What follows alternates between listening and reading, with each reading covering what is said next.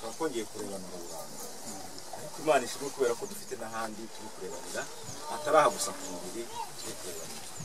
Imana ishimwe kuko yaduhaye agakiza kayo k'ubuntu, ntacyo dutanze, nta kintu dukoze, Imana igashima. Twaje mu nzira tuganira n'umuvandimwe, tuhageze numva bishuri ukuntu Imana yatugiriye neza cyane. Twebwe nta mbaraga twari dufite zo kurira ngo tujye gushaka Imana, nta n'ukundi twari kubigenza ngo tujye gushaka Imana. Nuko za guhishurirwa kuntu burya ahantu hari imbaraga nyinshi cyane aba hakomeye.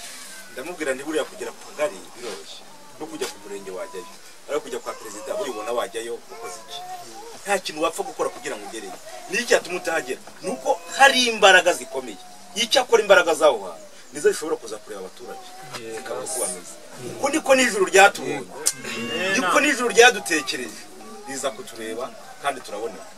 Imana ishimwe rero uyu munsi wa none mu bushake bwawe no mu mbaraga zayo ijuru rishobora kumenya no kubona n'abandi bana baryo, rishobora kongera kubona intama zaryo kandi zikaboneka. Twari abanyabyaha, twari abantu babi, twari abangiza, rwihishwa mu mutima tutabizi. Nyuma tuza guhura n'ab'Imana batubwira uko umuntu burya yakira urupfu rw'iteka, kuko urwo rubanza umuntu yahoranaga narwo tubana narwo twumva tuzarimbuka, tukajya gukosorera ikibazo aho kitabereye. Ariko Imana iratwishurira, iratwigaragariza, natwe iduha kumenya inkuru nziza. Bishimira Imana kubana n'abera, bishimira Imana kubana n'abavandimwe, ndetse n'abatari bamenya Kristo nabyo biraneze kuko umwanya dushobora kwicara nabo tukavugana bakaza kumenya inkuru nziza cyane. Muri ibyo n'abavuze ngo nari uwa mbere mu banyabyaha. Iyo numvaga abanyabyaha ngewe nibwiraga ko ubunyabyaha bwanjye ari uko buturuka mu gukora byinshi cyangwa ibibi by'inkazi, akaba arimo mbitekerereza. Nza gusanga atari ko bimeze, nza gusanga ndi umunyabyaha kuko navutse ndi iki, nza gusanga ndi umunyabyaha kuko navutse ndi umunyabyaha.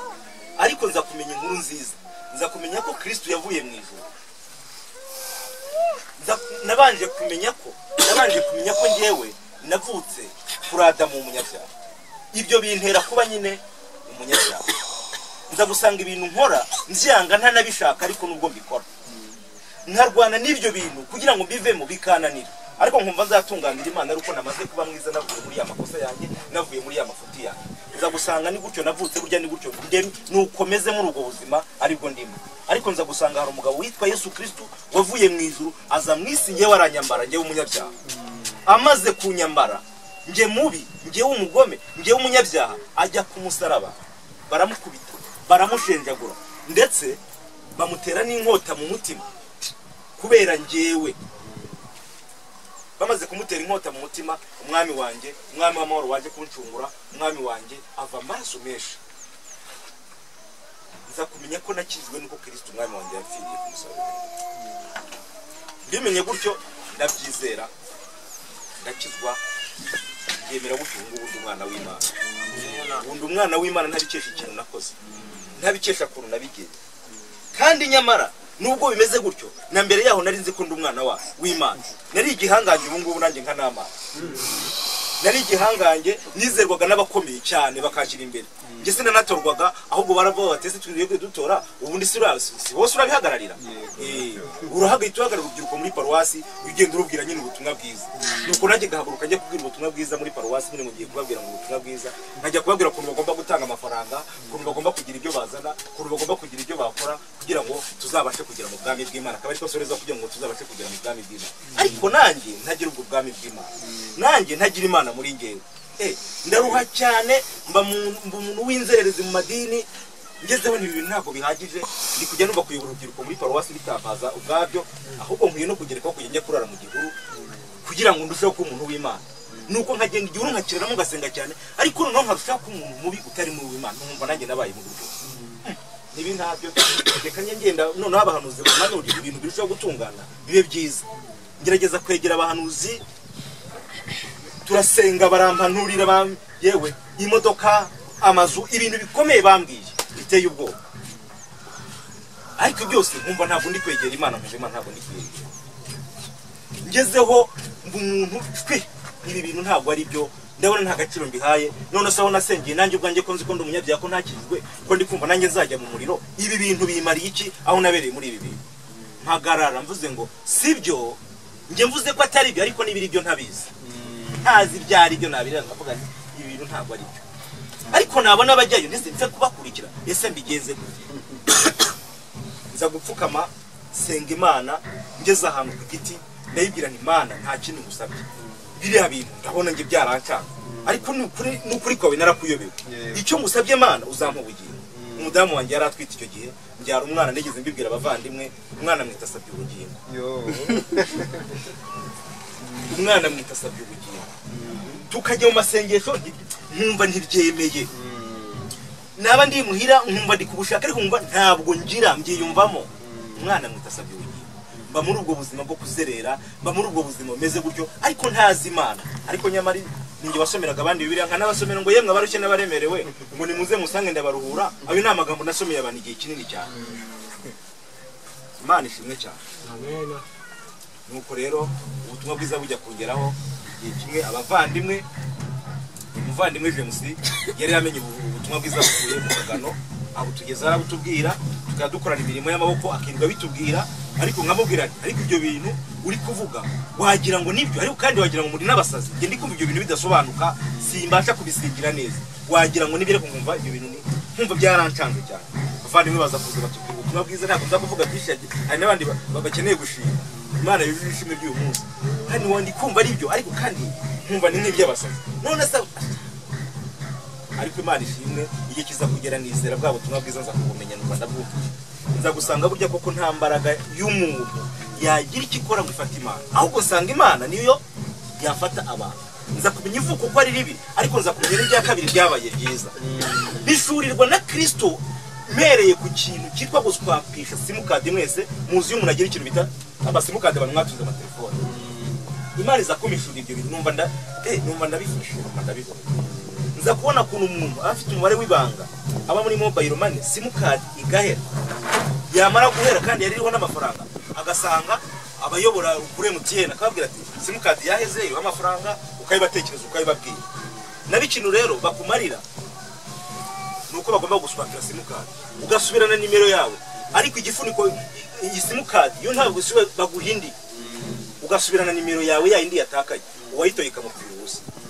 Sobanukirwa ko burya duhagaze ku isi mu buryo bw'umubiri Kristo yaramaze Imana yarazuswapisha. Imana numva Imana yarabimishuriye. Burya niyo mpamvu n'abantu batabimenye nuko badasobanukiwe n'ikintu cyitwa swap, uburyo ikorwamo. Duhagaze mu buryo hano ku isi twaramaze guswapka. Niyo mpamvu burya nyine n'umuntu apfa bakamuhamba akabura agashengo kazamwinyi kandi nimero ariko Imana ishimwe cyane. Imana igwishuriye uko kuntu iryo banga rimeze gutyo, wakumva n'agakiza uburyo kamera mu muntu.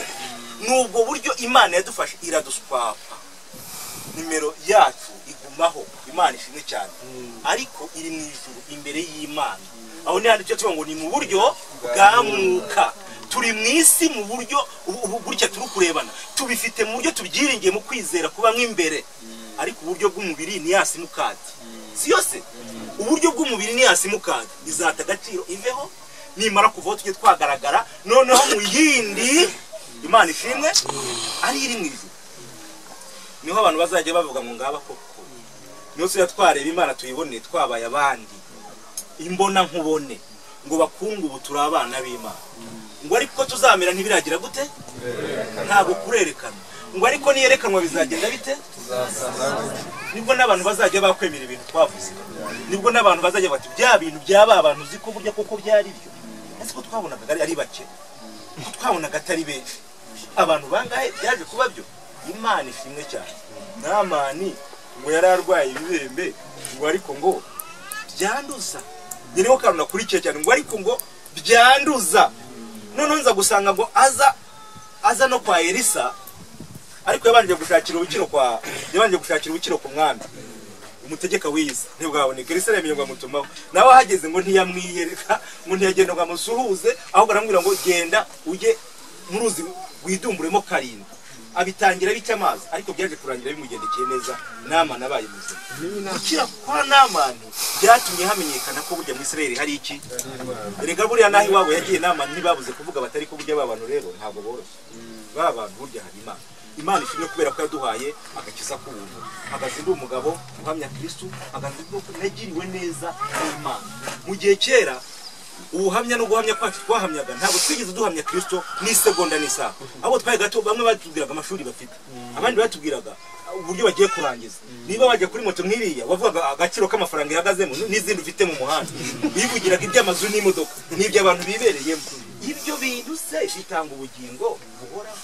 Ibyo ni ibintu by'uyu mubiri bizajyana n'umubiri bigapfa, bigashongana n'iyi si bikarangira n'umubiri. Ahubwo umuntu ugaragara neza mu muzuko niho azaza kumureba abantu bakavuga ngo bya bindi batubwiye ngibiriya koko bibaye byo. Imana ishimwe rero.